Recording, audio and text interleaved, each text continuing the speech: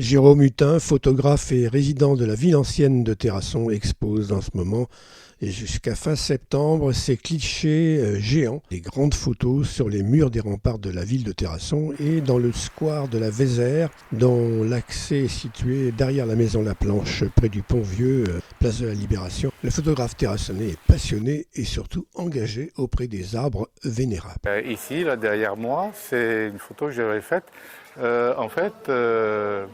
Lors des 10 ans du pôle d'interprétation de la préhistoire, en 2021, je crois, 2020, pardon, au même moment qu'ils faisaient leur inauguration, moi j'étais sur le pont Neuf, il y avait le double arc-en-ciel, la Vézère et la ville ancienne, à 6h du soir. Donc c'est une photo qui est très puissante pour célébrer, pour symboliser la Vézère et les arbres. Qu'est-ce qui vous plaît tant dans la photographie? Bien sûr, il y a tous les réglages, il y a toute la technique, mais j'imagine aussi qu'il y a cette part de chance, un petit peu, comme un moment comme ça, non? Photographier un arbre demande de la lumière, une certaine musique. Ça, je le mets dans le titre de l'exposition, Arbre, lumière, rivière et musique. J'expliquerai aussi pourquoi la musique et les énergies que peuvent dégager un arbre. Certains arbres communiquent avec nous. On est pris pour des fous quand on dit ça, mais on parle bien maintenant de l'intelligence de l'arbre, mais on abat un peu trop souvent les arbres. Donc les photographier, comme par exemple un beau chêne qui est au bord de la Vézère à Terrasson, le long du chemin blanc, après à côté des jardins du Cœur, et bien là c'est un arbre aussi très puissant. J'ai commencé à photographier les arbres, d'abord les arbres qu'on appelait autrefois curiosités botaniques en France. Et dans le monde, déjà dans les années 90, j'avais commencé, 1990, depuis Salignac et Vigue, me posant la question après ce que c'était qu'un arbre historique, parce que j'avais appris, je ne savais pas qu'il y avait des arbres millénaires en Périgord. Et avoir un arbre nif de 900 ans par exemple, quelle histoire a cet arbre-là, pas que l'histoire humaine, il y a beaucoup plus que ça. Donc je me suis intéressé aux arbres, et puis tout en m'intéressant à l'histoire des gens, mais pas que. Et après, j'ai fait un petit tour de France, en stop, pour aller voir les plus vieux arbres de France, donc des arbres entre 200, 300 ans et 2000 ans, plus de 2000 ans. En France, ça existe. Et ensuite, comment ça se passe pour protéger un arbre. Et dans le monde aussi, donc les arbres, d'où est né les arbres vénérables de la planète, et partir à la recherche des plus vieux arbres de la planète entre 500 et 10 500 ans, que ce soit la Tasmanie, que ce soit en Californie, etc., en France aussi, et des arbres qui ont vécu autant de milliers d'années dans le monde, et chez nous en Périgord, des milliers d'années, qu'on abat trop souvent, trop rapidement. Ils ont vécu une certaine époque où il n'y avait pas la pollution industrielle, par exemple. Je ne suis pas un écologiste, il faut bien le comprendre. J'ai conduit, j'ai pris des avions, j'ai voyagé, mais je fais passer des messages. Et donc, les arbres vénérables, c'était de lancer un appel pour classer les arbres vénérables au patrimoine mondial, qui est courte, c'est toujours pas fini ça. Et ça demande beaucoup de financement, de créer même une fondation un jour, peut-être. C'est un coup de cœur, Terrasson? Non, c'est pas, ils vont pas être contents ce que je viens de dire. Non, c'est pas une histoire de coup de cœur de Terrasson, même si c'est une très belle ville ancienne. Il y a eu beaucoup de travaux qui ont été faits depuis plus de 20 ans, et chapeau pour ceux qui l'ont fait.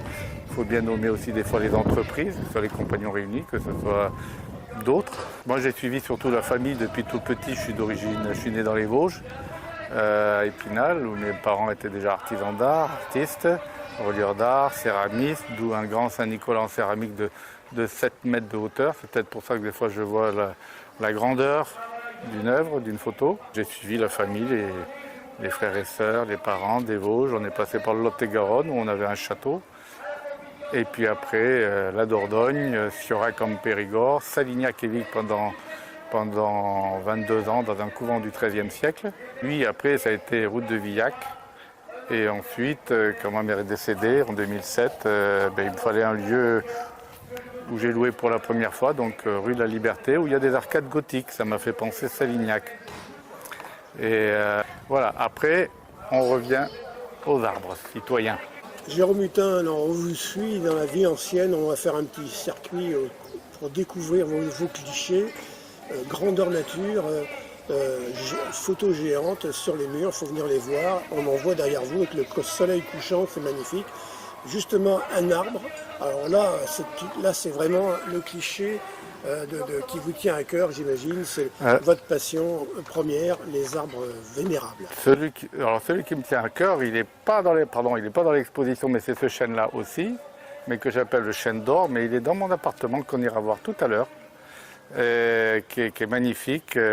Alors cette photo-là, en fait, c'est pas un coucher de soleil, pardon, c'est dans la brume et c'est peut-être sous la lune, ou alors, c'est le soir tard. C'est quand même le soir tard dans la brume, en hiver. C'est vrai que souvent je photographie les arbres sans feuilles pour mieux voir la ramure de l'arbre. L'arbre est le pilier de la biodiversité et du développement durable. Et ça, il faut le savoir. Et l'arbre n'est pas qu'un morceau de bois, que des branches, des racines. C'est une certaine intelligence, qu'on parle d'intelligence des plantes, des arbres. C'est la connexion ou l'interconnexion qu'il peut y avoir avec les autres animaux, les insectes, les champignons, avec les oiseaux, donc avec nous-mêmes. Nos maisons sont construites en bois, les tables sont souvent en bois, les chaises aussi. On peut se chauffer avec le bois. L'arbre, il a 100% de générosité, donc il faut vraiment arriver à mieux le respecter. Réfléchir à 2 fois quand on décide d'abattre un arbre aussi. Et c'est un patrimoine. Ça fait partie du patrimoine mondial de l'humanité. Il n'y a pas que les bâtiments, il y a le vivant. Et ici, la vallée de la Vézère, hein, c'est ça? Voilà, la vallée, ou plutôt le bassin versant de la Vézère, parce que là, sur cette photo-là, on est à Trégnac, côté Corrèze. Et c'est là où il y a le championnat du monde de kayak. Et là, on voit bien, ça ressemble à un cœur. Ça ressemble à un cœur, le cœur de la Vézère. Et donc, voilà, je trouve cette image magnifique, puissante, qui représente aussi bien l'arbre, la forêt et l'eau. Et tout ça, c'est la vie. Et donc cœur de Vézère. Et l'histoire. Parce que tu parles de vallée de la Vézère, mais moi je parle de bassin versant de la Vézère. C'est-à-dire l'ensemble. Et là, à côté des arbres, c'est l'eau aussi, élément de la nature. Ah ben, bien sûr, oui. L'eau est aussi à protéger. Nous avons, je crois, 80% d'eau dans notre corps. Et dans notre corps, dans notre cerveau, c'est la partie gauche du cerveau, derrière, à côté du tronc cérébral, nous avons un arbre. Ça s'appelle l'arbre de vie, ou la fougère. J'ai appris ça par un radiologue d'hôpital. Je dis ça parce que j'ai eu un AVC en 2015, j'ai failli perdre la vue pour un photographe. En Ardèche, c'est arrivé quand j'ai rencontré Pierre Rabhi. Pourquoi Pierre Rabhi? Parce que c'était lui qui avait fait la préface de mon livre sur les arbres trésors vivants du Périgord. Une photo technique, alors quel est votre réglage préféré sur un appareil photo ou votre zoom préféré? Non, c'est pas une histoire de zoom. Là, c'est vrai que j'ai beaucoup utilisé le très grand angle. C'est pas tout le temps l'idéal. Mais voilà, c'est vrai que je n'utilise pas tout le temps une profondeur de champ. C'est une profondeur de champ pour avoir une plus grande netteté, ça dépend. Je ferme le diaphragme ou pas. Et puis je travaille aussi avec des pauses longues ou quelques secondes. Quand on est en forêt, au bord d'un ruisseau, c'est mieux sans trop de soleil. C'est même pas du tout, parce que sinon ça fait des taches lumineuses dans le feuillage et c'est pas l'idéal. Donc il y a une image comme là avec le Taravellou, j'en ai d'autres où il y a des photos de couleurs d'automne et ça c'est important pour les couleurs. Alors Jérôme Hutin, si on veut tout savoir sur les arbres ici en Terrassonnais, il faut vous rencontrer. Vous connaissez tous les arbres majestueux du coin. Derrière vous, il y a Aubas, Sanéon-sur-Vézère. Je ne connais pas tous les arbres, mais j'en connais pas mal. Donc je les ai photographiés, ça veut pas dire que je connais un arbre. Je ne suis pas un arbre, déjà. Mais oui, je peux raconter le travail fait avec mes prises de vue, comment j'ai pu photographier les arbres de nuit, par exemple, sous les étoiles, ou que, par exemple, tu parlais d'Aubas, donc le platane d'Aubas qui fait partie des arbres de la liberté de France. Il y avait 60 000 arbres de la liberté qui avaient été plantés après la Révolution française. Il y en a beaucoup qui avaient été abattus après par les royalistes. Et à côté, on a le grand cèdre du Liban, du manoir de la Salle, Saint-Léon-sur-Vézère. Et donc ça, c'est un cèdre qui a environ 300-350 ans. Combien? Oui, pas à peu près 350 ans, pas plus, même s'ils disent plus. C'est vrai que depuis que je photographie les arbres, il a grandi. Hein. Ah ben oui, il a commencé en 1990, donc il a un peu plus d'âge que moi. Mais donc par exemple le cèdre du Liban comme le cèdre de l'Atlas ont été importés en France et à un maximum 400 ans pour les plus anciens. J'ai encore merci aussi à la mairie de Terrasson et à l'entreprise Delmont Group et les compagnons réunis qui me soutiennent financièrement. Pourquoi cette exposition elle est là aussi c'est pour sensibiliser un peu plus les gens, bien sûr, sur la thématique de l'arbre, animer encore plus la ville ancienne et Terrasson, et aussi, pourquoi pas, créer un grand festival photographique et musique, prochainement j'espère, où il n'y aurait pas que mes photographies, parce que j'ai pas un grand ego, faut pas croire. C'est même grandement se tromper là-dessus. Mais avec d'autres photographes, créer un bel événement lié à la biodiversité. Et ça, c'est mon gros projet que j'ai déjà soumis plusieurs fois à la municipalité et à d'autres. Donc voilà, et puis nous avons le parc La Planche, une partie maintenant l'extension sur le jardin de la Vergne, le parc La Planche où il y a des séquoias centenaires, où il y a des platanes, différentes essences. C'est même pas un parc, c'est un arboretum que la municipalité a acquéri il y a 2 ans, je crois, et voilà, qui a le mérite d'être là. Ici, juste celui qui est derrière moi, c'est un charme qui est dans les bois de Muratel. C'est une photo, à l'origine, c'est une photo en couleur. Et il est dans les bois de Muratel. Et il y a quelques années, les gens se rappellent quand j'avais un malinois du prénom de Kiki. Et on se baladait dans les bois là-bas, au bord des ruisseaux de l'Aile. Et donc, un jour, en 2015, 2014, 2015, eh ben, le chien avait du mal à marcher, il se faisait vieux.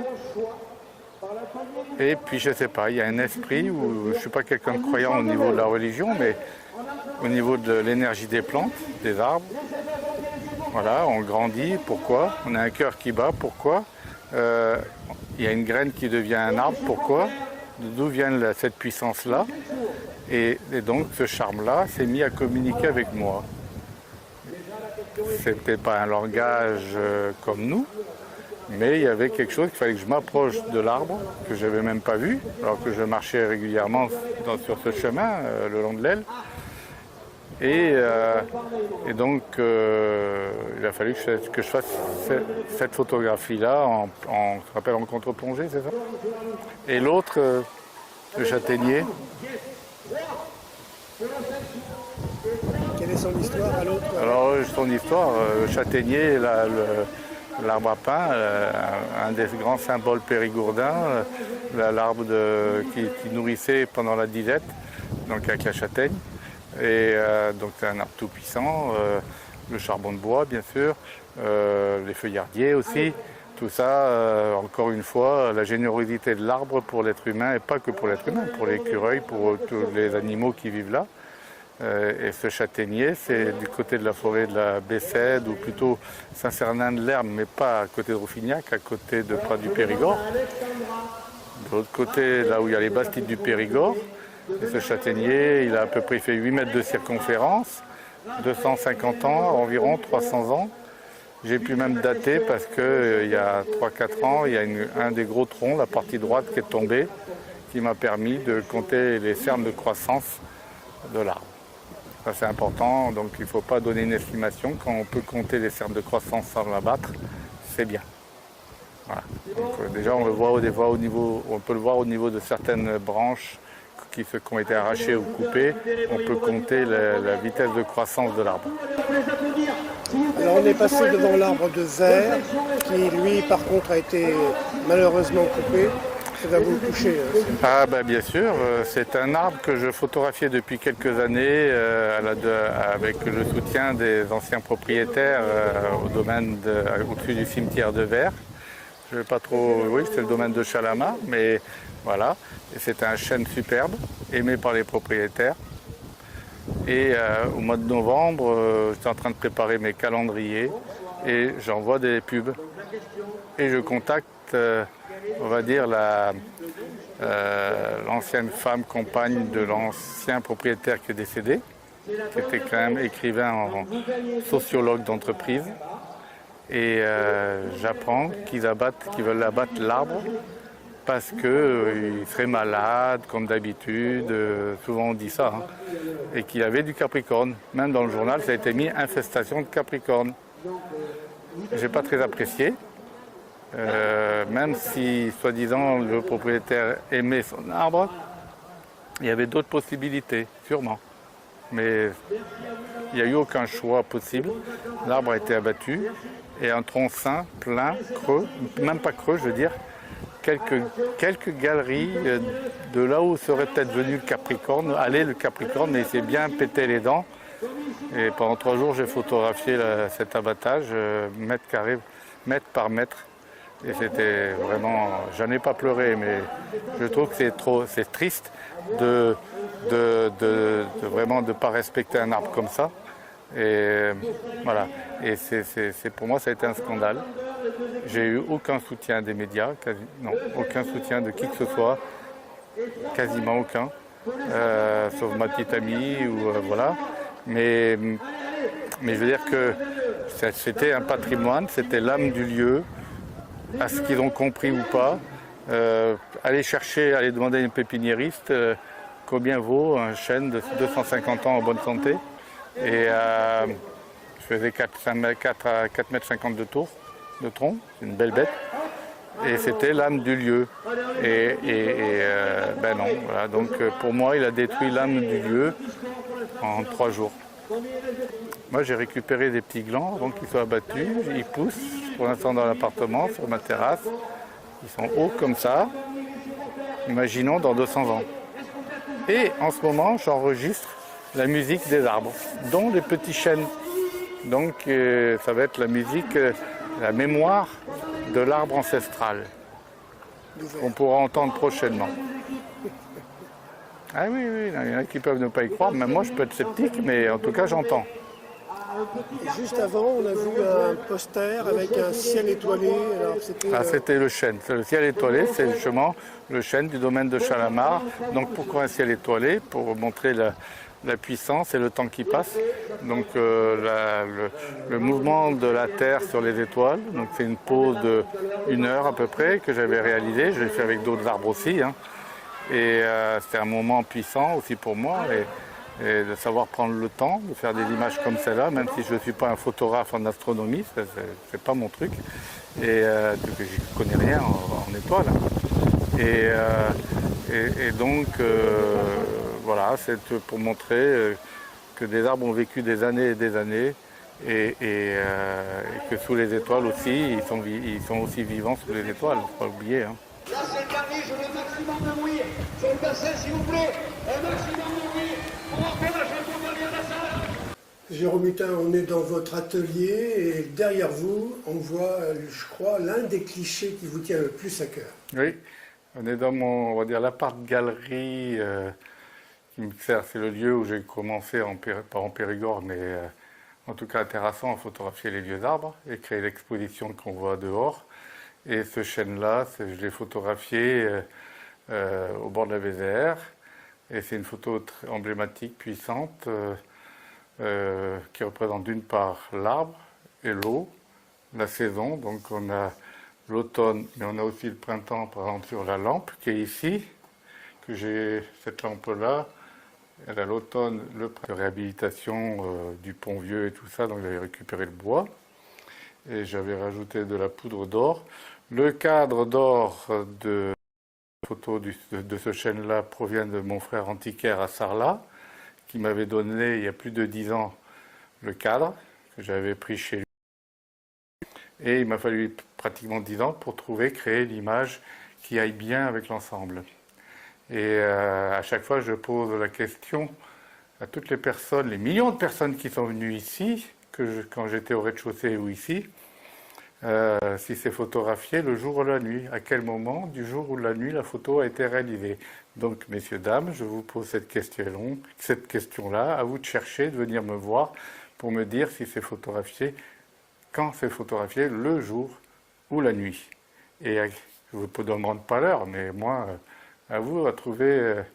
Et si vous venez me voir, peut-être que vous aurez droit à une jolie photo. Alors bien sûr, c'est une photographie sans retouche, sans rien. C'est une photographie où je l'ai légèrement éclaircie, mais on est vraiment en couleur d'automne, automnale et dorée. C'est ce qui vous plaît tant, c'est ce soleil derrière un petit peu, non? C'est très lumineux. Les gens, il faut qu'ils viennent me voir, il faut qu'ils me disent si c'est la nuit ou le jour.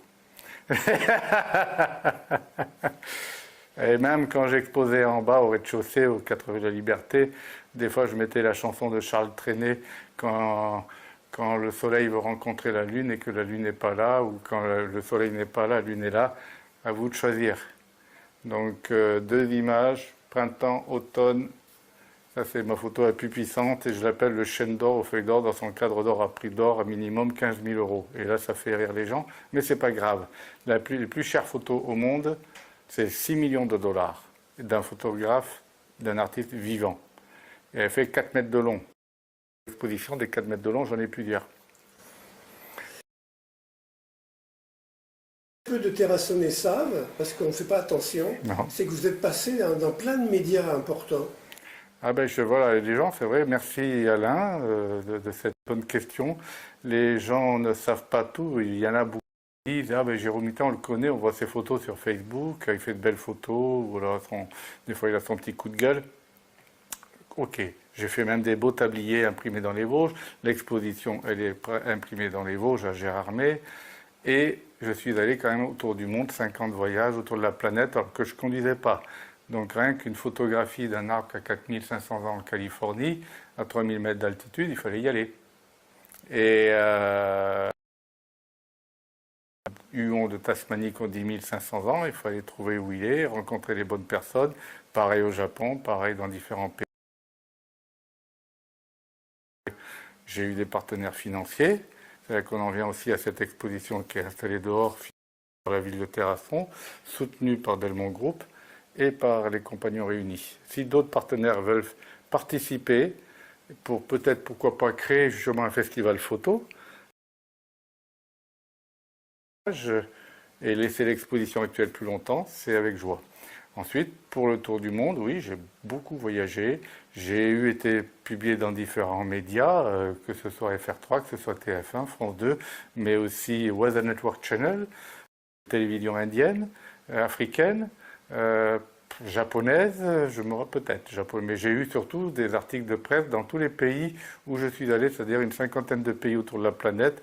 À chaque fois, je prenais contact avec des journalistes et j'avais des fois une pleine page, même une double page dans le journal de Tahiti, alors que je ne suis jamais allé à Tahiti.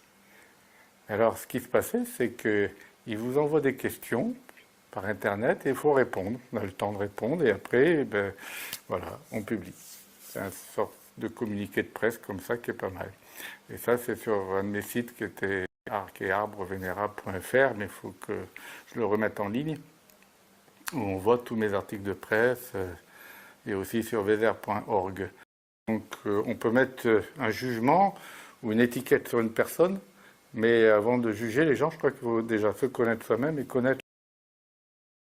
Venir me voir, discuter, venir me voir ici présent, on pourra prendre un café, un thé, un jus de fruits, peut-être, pourquoi pas, et faire les plans sur la comète pour le futur festival photographique lié à la biodiversité de la Vézère et du monde. Est-ce que cette exposition pourrait voyager sur les grandes... Alors voilà, donc autre bonne question, bien sûr qu'elle peut voyager, vu que la première exposition, les arbres vénérables de la planète, qui avait été à Dessines à côté de Lyon, elle a été exposée en Bretagne, en différents endroits, en Suisse même. Projection géante que j'ai faite aussi bien la première à Terrasson que donc sur l'église, mais aussi à Évian et à Genève. Voilà. Puis après, c'est compliqué pour beaucoup de gens de l'art. Et donc l'exposition, oui, on peut voir, j'espère. Depuis 2001, celle des arbres du Périgord, 2021, et elle a besoin de toujours des limites. Donc on peut tendre ça entre les arbres, tout comme dans le parc La Planche, où il y aura la photo de la tourbière longueur à sa source. Et donc la maille drapeau, c'est léger, ça se plie, ça se repasse, ça se lave. Là, je fais mon commerce, c'est pas mal. Il y en a une autre là que tu peux regarder, tourner la caméra, on verra le champ de coquelicots d'Aubas. Et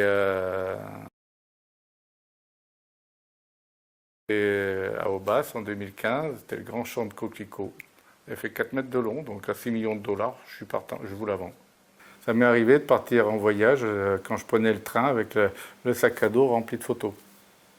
Et je sortais les photos comme un lapin et son chapeau magique. Je sortais les photos de mon sac à dos et dans le train, je leur montrais des photos d'arbres du monde. Donc c'est beau ça aussi. Et je suis sûr qu'un jour, peut-être qu'un jour, quelqu'un viendra me voir, on ne sait pas, me dire ah, je vous avais vu dans le train.